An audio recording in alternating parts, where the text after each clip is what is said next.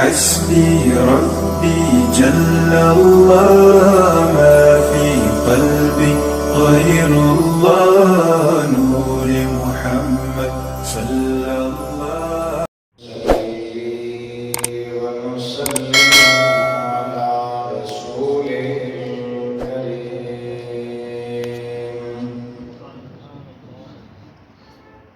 وعلى آله وأصحابه أجمعين.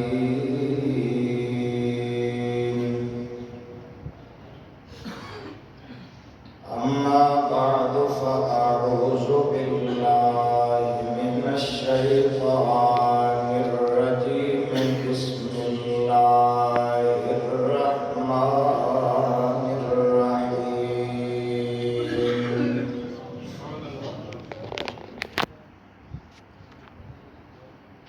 الحمد لله رب العالمين الرحمن الرحيم مالك يوم الدين.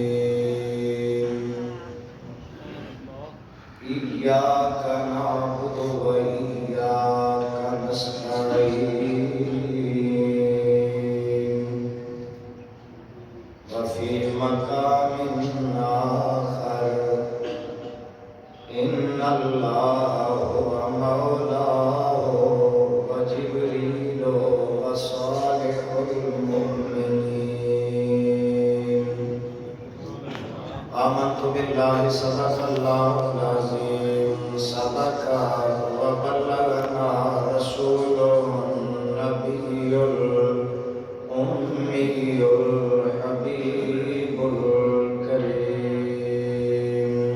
درود پاک اللہم صلی علی سیدنا ومولانا محمد وعلی آل سیدنا ومولانا محمد وبارک وسلم علیہ. آواز بلند پڑھ لیجیے. الصلاۃ والسلام علیک یا سیدی یا رسول اللہ وعلی آلک واصحابک یا سیدی یا حبیب اللہ. الصلاۃ والسلام علیک یا سیدی یا شفیع المذنبین وعلی آلک واصحابک یا سیدی یا رحمۃ للعالمین. جو آستاں سے تیرے لو لگائے بیٹھے ہیں، جو آستاں سے تیرے لو لگائے بیٹھے ہیں، خدا گواہ ہے وہ دنیا پہ چھائے بیٹھے ہیں، اور چمک رہی ہیں جبینیں تیرے غلاموں کی،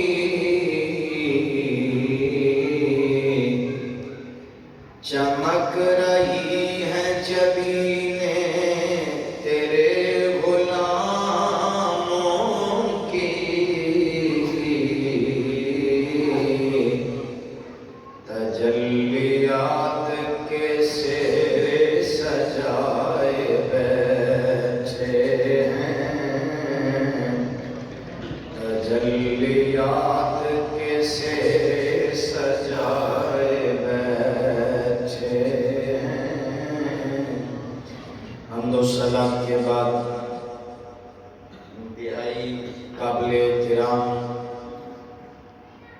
رونق محفل زیب مسند صدارت فخر السادات پیر سید مقبول حسین شاہ صاحب، زینت بزم مخلصی فی اللہ، استاد الاساتذہ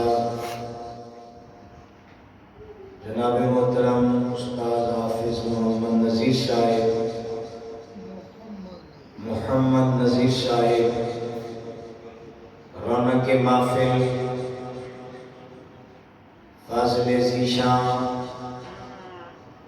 فیض یافتہ درگاہ غریب نواز سیدی ضیاء الرحمن برادرم حضرت علامہ مولانا غلام سبحانی صاحب،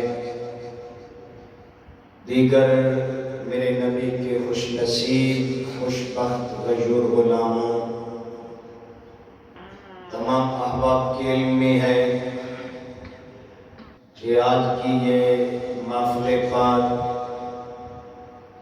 دو حوالوں سے نکات پذیر ہے۔ ایک تو بسلسلہ عرس پاک پیر سید محمد شاہ صاحب، اور دوسرا عرس غوث الورا کے حوالے سے انعقاد پذیر ہے۔ دعا کرتے ہیں اللہ کریم ہماری حاضری اپنی بارگاہ میں قبول فرمائے۔ برادران اسلام، میرے ذمہ جو موضوع لگایا گیا وہ ہے استمداد، یعنی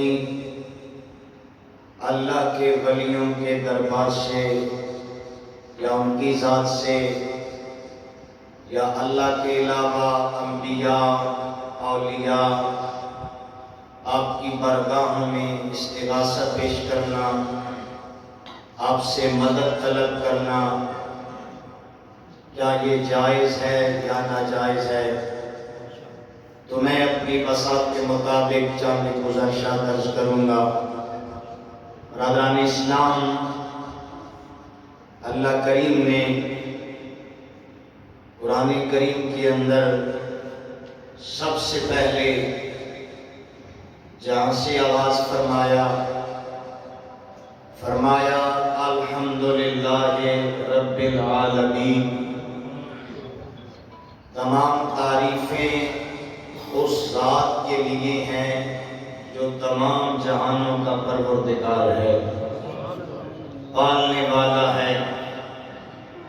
فرمایا الرحمن الرحیم، جو رحمان بھی ہے رحیم بھی ہے، مالک یوم الدین، اور روز جزا کا مالک بھی ہے۔ آگے فرمایا کہ بندہ رب کی بارگاہ میں عرض کرتا ہے ایاک نعبد و ایاک نستعین، کہ اللہ ہم تیری ہی عبادت کرتے ہیں اور تجھ سے ہی مدد مانگتے ہیں۔ آپ قرآن کے نظم عبارت پہ غور فرمائیں، یوں بھی ہو سکتا تھا نعبدو کا، یا اللہ تیری عبادت کرتے ہیں، نستعینوں کا، تجھ سے ہم مدد مانگتے ہیں، لیکن یہ نہیں فرمایا، بلکہ فرمایا ایاک نعبد، ہم تیری ہی عبادت کرتے ہیں، یعنی حصر پیدا کیا گیا کہ اے اللہ ہم تیرے علاوہ کسی کو مستحق عبادت نہیں سمجھتے۔ والحمدللہ ہمارا بھی یہ عقیدہ ہے کہ اللہ کے علاوہ کوئی عبادت کے لائق، سارے بولیے، کوئی عبادت کے لائق نہیں ہے۔ اور ساتھ ہی فرمایا وَإِيَّاكَ نَسْتَعِينُ، میرے اللہ تجھ سے ہی ہم مدد طلب کرتے ہیں، تیرے علاوہ نہ کوئی مستحق عبادت ہے اور نہ ہی ہم کسی کو مددگار تصور کرتے ہیں۔ لیکن جب قرآن کی یہ آیات پڑھی گئی تو بعض کم فہمیوں کے ذہن میں یہ غلط فہمی پیدا ہو گئی کہ شاید اللہ کے نبی کے دروازے پہ اگر استغاثہ کیا جائے، اولیاء کی بارگاہ میں حاضری دی جائے اور وہاں سے مدد طلب کی جائے تو شرک ہو جاتا ہے۔ ابتدائی بات میں عرض کر دوں کہ جو نبی کی مدد ہوتی ہے یا ولی کی مدد ہوتی ہے یہ مدد بھی حقیقت میں اللہ کی ہی مدد ہوتی ہے۔ اور کبھی کبھی ایسا ہوتا ہے کہ بسا اوقات ہم اولیاء کا ذکر کریں یا انبیاء کا ذکر کریں، لوگ سمجھتے ہیں شاید رب کی توحید پہ زیادہ آتی ہے اور توحید میں فرق پڑتا ہے۔ یہ سوچ اس وقت جنم لیتی ہے جب انبیاء کو، اولیاء کو اللہ کی اپوزیشن پارٹی تصور کر لیا جائے، اس پہ اختلاف سمجھ لیا جائے۔ ایسی بات نہیں ہے، یہ اللہ کے بندے یا اللہ کے ولی یا انبیاء، ان کی بارگاہ سے جو مدد ہوتی ہے یا ان کا جو ذکر ہوتا ہے وہ اللہ کے ذکر کے تحت ہی ہوتا ہے۔ حقیقت میں مدد اللہ کریم کی ہوتی ہے۔ اگر یہ فرق نہ رکھا جائے تو بے شمار آیات ایسی ہیں جو اس بات پہ دلالت کرتی ہیں کہ اللہ کریم نے خود اپنی ذات کے علاوہ اپنے بندوں سے مدد مانگنے کا حکم ارشاد فرمایا۔ میں نے خطبہ میں جو آیت تلاوت کی ہے، ایک سائٹ پہ اس آیت کو رکھیں کہ اللہ فرماتا ہے، بندہ رب کی بارگاہ میں عرض کرتا ہے ایاک نعبد و ایاک نستعین، کہ اے میرے رب ہم تجھ سے ہی مدد مانگتے ہیں، تجھ سے ہی، تیری ہی ہم عبادت کرتے ہیں۔ اب دوسری سائٹ پہ بھی قرآن کی آیت ہے، رب فرماتا ہے ان اللہ هو مولاہ و جبریل و صالح المؤمنین۔ سارے کہہ دیں سبحان اللہ۔ اللہ فرماتا ہے بے شک اللہ بھی تمہارا مددگار ہے۔ مولا کا معنی مددگار، اللہ بھی مددگار، جبریل بھی مددگار، اللہ کے نیک بندے بھی مددگار ہیں۔ میرے بھائی مختلف مقامات سے اللہ کریم نے مدد مانگنے کا حکم ارشاد فرمایا اور اللہ کے بندے ایک دوسرے سے مدد مانگتے رہے۔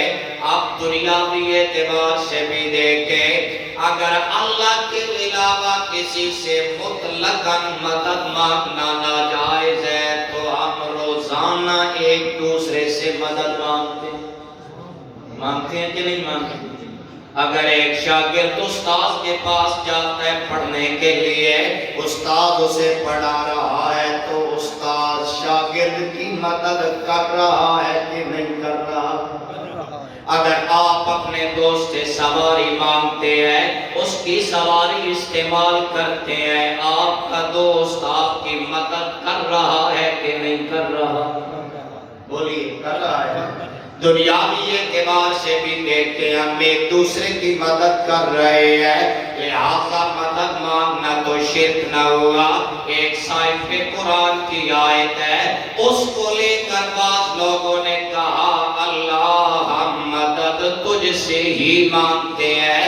میں نے کہا دیگر درجنوں آیات ہے، مثلا حضرت ذوالقرنین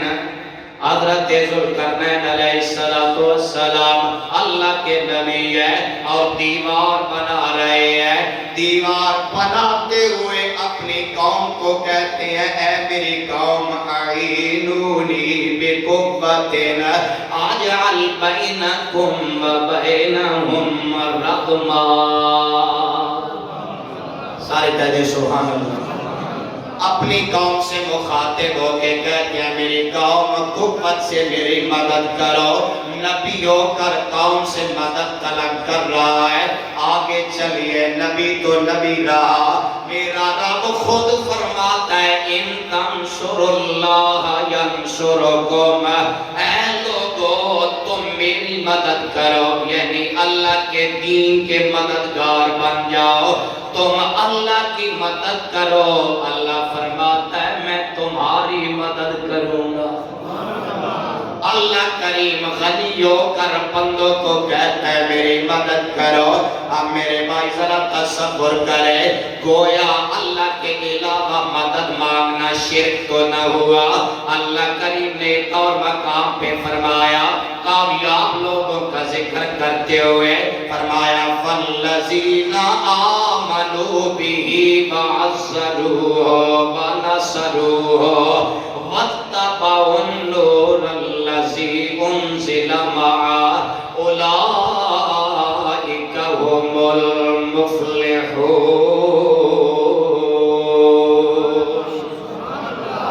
اللہ فرماتا ہے چار قسم کے لوگ کامیاب ہیں۔ پہلے وہ لوگ جو ایمان لے آئے، بولو کیا کیا؟ ایمان لے آئے۔ سارے بولیے کیا کیا؟ ایمان لے آئے۔ ایمان لے آئے۔ فَالَّذِينَ آمَنُوا بِهِ، آقا کریم کی ذات پہ ایمان لائے۔ ایمان کس چیز کا نام ہے؟ ایمان نام ہے اللہ کو ماننا، اللہ کے رسولوں کو ماننا، اللہ کی کتابوں کو ماننا، ملائکہ کو ماننا، یوم آخرت پہ ایمان رکھنا، ان تمام تر چیزوں کو ماننا، لیکن ڈائریکٹ نہیں، زبان نبوت پہ اعتماد کر کے ماننے کا نام ایمان ہے۔ حضور کی زبان پہ اعتماد کر کے ان کو مانا جائے تو بندہ مومن بنتا ہے۔ فرمایا فَالَّذِينَ آمَنُوا بِهِ، جو ایمان لائے، وَعَزَّرُوهُ، پھر تعظیم کرتے رہے رسول اللہ کے۔ فرمایا وَنَصَرُوهُ، پھر وہ بندے جو اللہ کے دین کی مدد کرتے رہے۔ فرمایا وہ لوگ جو نبی کے ایمان بھی لائے، نبی کی تعظیم بھی کی، وَنَصَرُوهُ، اور نبی کی مدد بھی کی۔ بولو کہ کیا؟ نبی کی، سارے بولیے نبی کی مدد بھی کی۔ یہ جو مدد کرنے والے ہیں ان کو مشرک تو نہیں کہا گیا، اور نبی کی مدد کر رہے ہیں، تو پتہ چلا مدد مانگنا اللہ کے علاوہ کسی سے شرک، کسی سے مدد مانگنا یہ شرک و بدعت نہیں ہے، بلکہ میرے آقا کے دور کرامی میں بھی یہ معمول رہا۔ علماء سے پوچھئے، غزوہ بدر کا موقع ہے، جنگ ہو رہی ہے، میرے نبی کے غلام غالباً سلمہ بن اسلم نام ہے، حضور کے غلام کی تلوار ٹوٹ جاتی ہے، اپنی ٹوٹی ہوئی تلوار اٹھا کر مصطفیٰ کی بارگاہ میں آ گیا، آ کر کہتا ہے یا رسول اللہ تلوار ٹوٹ گئی ہے، سرکار نے یہ نہیں کہا میں کیا کروں؟ اب واضح بات ہے تلوار ٹوٹ گئی ہے، دو ہی راستے ہیں، یا تو دعا مانگتا یا بازار کا رخ کرتا، جا کے نئی تلوار لے آتا، لیکن وہ نہ بازار گیا، نہ بیٹھ کے دعا مانگی ہے، نہ باہر بیٹھ کے انتظار کسی کا کرنے لگا، بلکہ ڈائریکٹ مصطفیٰ کی بارگاہ میں آیا اور اپنی عرضی حضور کی بارگاہ میں پیش کرنے لگا۔ مجھے تو یوں سمجھ آیا ہے اس نے یا اللہ مدد نہیں بلکہ یا رسول اللہ